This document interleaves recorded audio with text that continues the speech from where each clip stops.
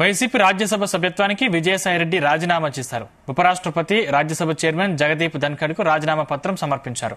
రాజకీయాలకు good bye చెబుతున్నట్లు శుక్రవారం Vijayasai Reddy X వేదికగా ప్రకటించారు.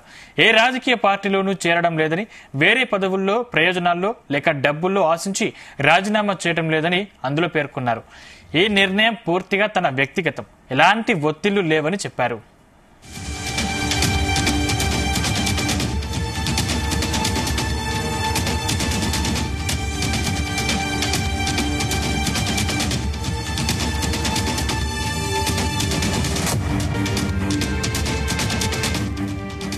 నాలుగు దశాబ్దాలుగా 3 తరాలుగా నన్ను నమ్మి ఆదరించిన వైఎస్ కుటుంబానికి రుణపడి ఉన్నాను. 2 సార్లు రాజ్యసభ సభ్యుడిగా అవకాశం ఇచ్చిన జగన్కు, నన్ను ఇంతటి ఉన్నత స్థాయికి తీసుకెళ్లిన భారతమ్మకు సదా కృతజ్ఞుడిని.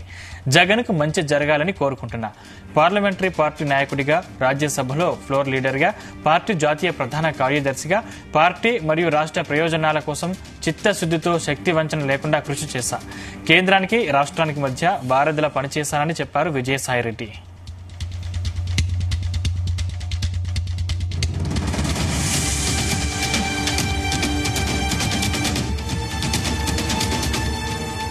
దాదాపు 9 సంవత్సరాలు ప్రోత్సహించి కొండంత బలాన్ని, మనోధైర్యాన్ని ఇచ్చిన తెలుగు రాష్ట్రాల్లో తనకు గుర్తింపునిచ్చిన ప్రధాని మోదీకి, హోంమంత్రి అమిత్ షాకు ప్రత్యేక ధన్యవాదాలు తెలిపారు.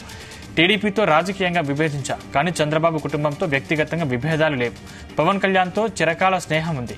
నా భవిష్యత్తు వ్యవసాయమని విజయసాయిరెడ్డి స్పష్టం చేశారు.